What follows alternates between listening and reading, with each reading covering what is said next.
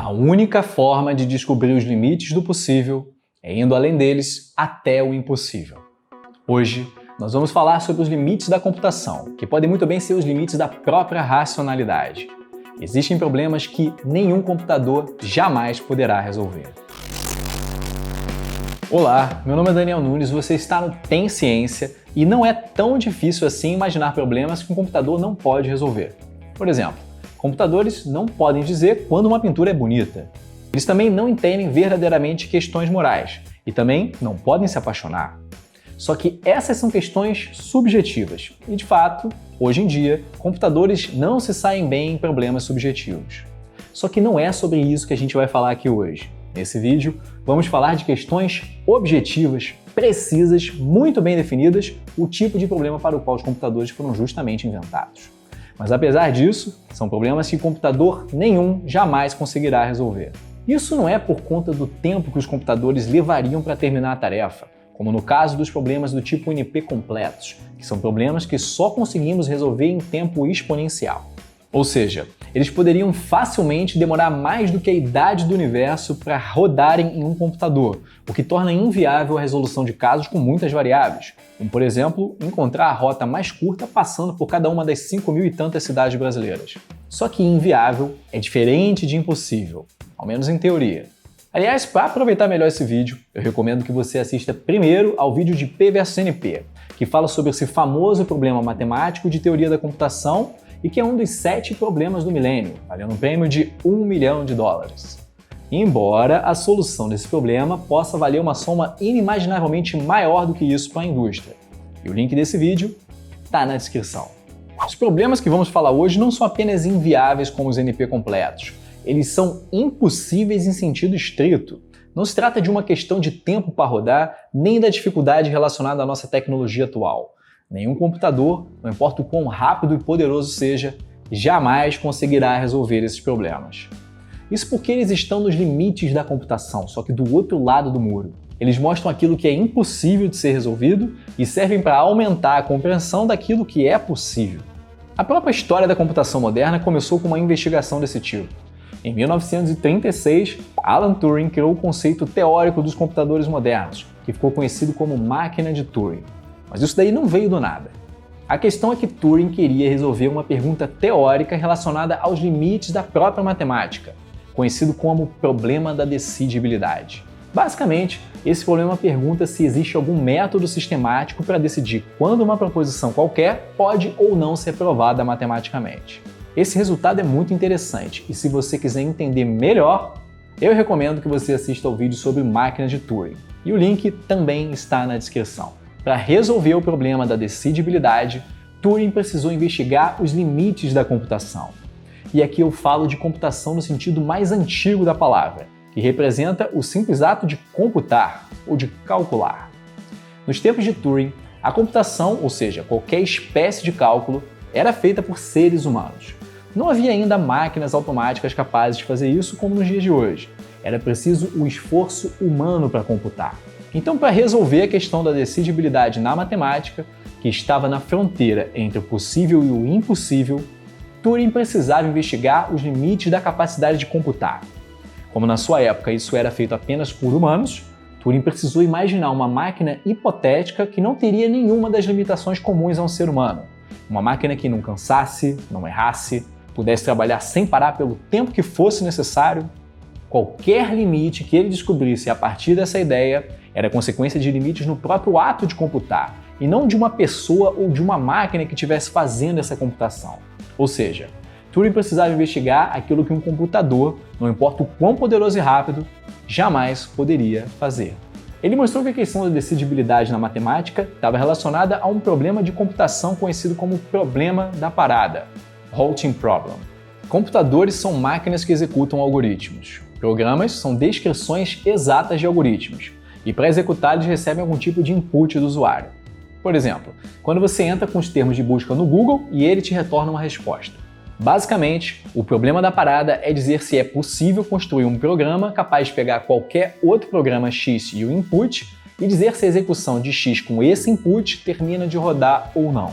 Isso porque um programa pode terminar sua execução, como no caso de um programa que pegue o inteiro como input e retorne o inteiro seguinte como output. Ou então ele pode entrar em um looping infinito e jamais parar de rodar sem nunca exibir um output final. O Turing provou que o problema da parada era impossível. Em outras palavras, um programa universal que consiga dizer quando qualquer outro programa para ou não a sua execução simplesmente não pode existir, ele é impossível. Esse foi o primeiro exemplo de um problema impossível de ser resolvido por computadores. O porquê do problema da parada ser impossível está explicado no vídeo sobre máquinas de Turing. Então, eu não vou repetir aqui a ideia que é para não alongar demais esse vídeo. O problema da parada é relevante também do ponto de vista prático. Seria bom saber de antemão se um programa vai ou não entrar em looping. Quando o seu computador diz que um programa não está respondendo, ele não afirma categoricamente que o programa entrou em looping. Ele apenas presume que, por causa do tempo de execução, pode ser que o programa não termine a sua execução. Isso é diferente de ter certeza, como no caso de uma solução do problema da parada. Tanto que algumas vezes o programa consegue sim terminar a execução apesar do aviso. Existem outros problemas impossíveis de serem resolvidos por um computador. Um deles é conhecido como o problema do programa zero.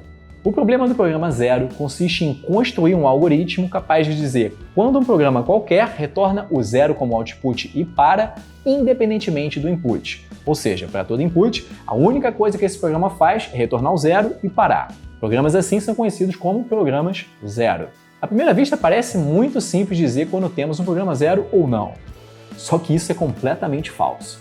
Por mais incrível que pareça, o problema do programa zero é mais difícil que o problema da parada. Isso porque o problema da parada é redutível ao problema do programa zero, ou seja, existe uma maneira de enxergar o problema da parada dentro do contexto do problema do programa zero, da mesma forma que um emulador consegue rodar um jogo de Super Nintendo no seu computador.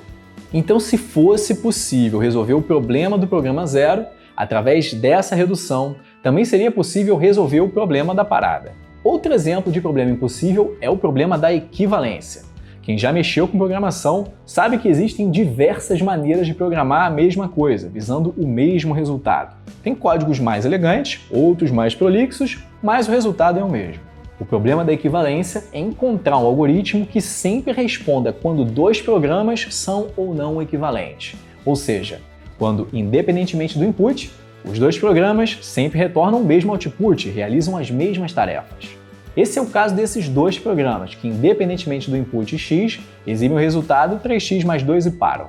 No programa da esquerda isso é bem direto, no da direita existem mais passos intermediários, mas o resultado final é o mesmo.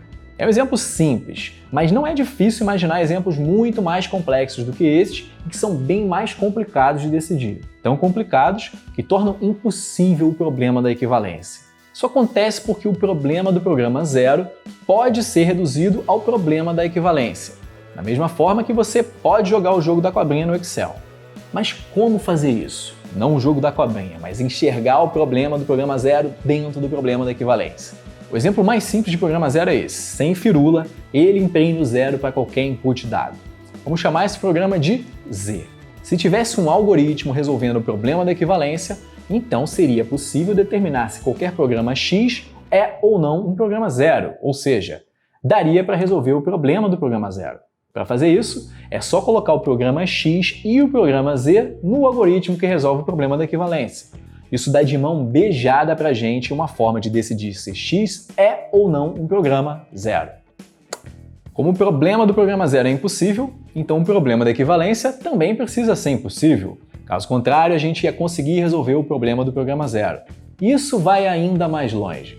No começo dos anos 50 do século passado, Henry Rice provou o Teorema de Rice, que diz que nenhuma propriedade interessante sobre programas pode ser determinada por um algoritmo, ou seja, dada uma propriedade P, determinar um algoritmo capaz de dizer se um programa qualquer satisfaz ou não essa propriedade P é impossível. Existe uma última coisa que eu gostaria de falar com vocês sobre problemas impossíveis. No fundo, todo programa é armazenado como uma sequência única de zeros e uns. Provavelmente você já ouviu falar nisso. Esse é o verdadeiro idioma dos computadores. E essa sequência é apenas um grande número binário. Isso fornece um meio para a gente associar cada programa a um único número natural, capaz de identificar precisamente o programa. É um número imenso, Mas aqui estamos no campo da teoria, até porque só dá para investigar o impossível teoricamente, senão ele seria possível, né? Para a gente continuar o nosso raciocínio, fica um alerta. Vamos precisar de algumas ideias a respeito de infinitos, basicamente como contar infinitos. Porque sim, existem infinitos de tipos diferentes. Eu já falei sobre isso no vídeo anterior, apenas sobre esse assunto. Eu vou deixar o link desse vídeo na descrição. O importante é que você saiba que existem vários tipos de infinitos e que alguns infinitos são maiores do que outros, por mais estranho que isso possa parecer. E o primeiro desses infinitos é o infinito dos números naturais, conhecido como infinito enumerável.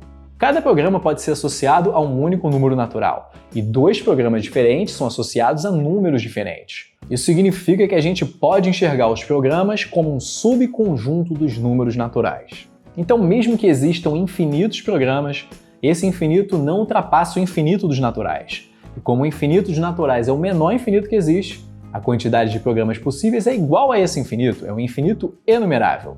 Guarda isso porque é importante. Vamos imaginar agora um novo tipo de problema relacionado com números naturais. Determinar quando um número qualquer pertence ou não a um conjunto. Parece uma pergunta muito simples. Em alguns casos é realmente muito simples. É fácil determinar quando o número está ou não no conjunto dos números pares. Quando o conjunto é o dos números primos, isso já não é tão fácil de dizer, e a própria segurança da internet se baseia nessa dificuldade. Mas pelo menos é sempre possível, ao menos em teoria, dizer quando um número é ou não primo. Existem algoritmos capazes de determinar isso, embora para números muito grandes, eles levem um tempo também muito grande para rodar. Só que lembra que nesse vídeo a gente não está preocupado com o tempo que um algoritmo leva para rodar, e sim se existe um algoritmo capaz de resolver o problema, mesmo que ele demore mais que a idade do universo para chegar a uma conclusão. E esse pode muito bem ser o caso do problema de determinar se um número é primo. Pode ser inviável computacionalmente na prática por causa do tempo de espera, mas não chega a ser um problema impossível do ponto de vista teórico. Só que tem coisas mais complicadas do que isso. Existem certos tipos de conjuntos de números naturais, tais que nenhum programa pode ser escrito para decidir se o input está ou não no conjunto. Quando eu descobri isso, eu fiquei surpreso, e realmente parece muito difícil de imaginar um exemplo onde essa impossibilidade aconteça. Mas lembra que todo programa pode ser associado a um número natural. E lembra também que o problema do programa zero é impossível de ser resolvido. Então, se x for o conjunto dos números naturais que representam exatamente os programas zero, é impossível escrever um programa que possa sempre determinar se um dado número natural está ou não no conjunto x. Isso porque se fosse possível encontrar esse programa, então daria para resolver o problema do programa zero. Dado um programa qualquer, primeiro a gente converte esse programa em um número natural, depois verificamos se esse número está ou não no conjunto x dos programas zero. Porém, como é impossível resolver o problema do programa zero, é também impossível escrever um algoritmo que diga quando o número está ou não no conjunto x. E esse não é o único exemplo de problema impossível. De um modo mais geral, para qualquer subconjunto y de números naturais, podemos nos perguntar se existe um algoritmo que diga quando o número associado a um programa qualquer está ou não no conjunto y. Vamos chamar isso de problema y. Então, para cada subconjunto y de números naturais, temos um problema y associado. O pulo do gato é que a quantidade de subconjuntos y de números naturais forma um infinito de classe superior ao infinito enumerável. A gente diz que existe uma quantidade não enumerável de subconjuntos y. Mais uma vez, para entender esse assunto, eu recomendo que você assista o vídeo dos infinitos. Lembra que a gente viu que a quantidade de programas possíveis é um infinito enumerável. Eu pedi para você guardar essa informação. Ou seja, pensando apenas em problemas y, de determinar se um inteiro é ou não elemento de y, essa classe de problemas é de um infinito maior que o infinito dos programas possíveis. Em outras palavras, a quantidade de problemas que não podem ser resolvidos por nenhum programa é tão grande que representa um infinito de classe superior. Isso significa que, dado um problema qualquer, a probabilidade de existir um programa capaz de resolver esse problema, meus amigos, é zero. E como eu sei que essa é uma ideia contra-intuitiva, eu recomendo que você veja o vídeo sobre probabilidade zero é diferente de impossível. Link também está na descrição.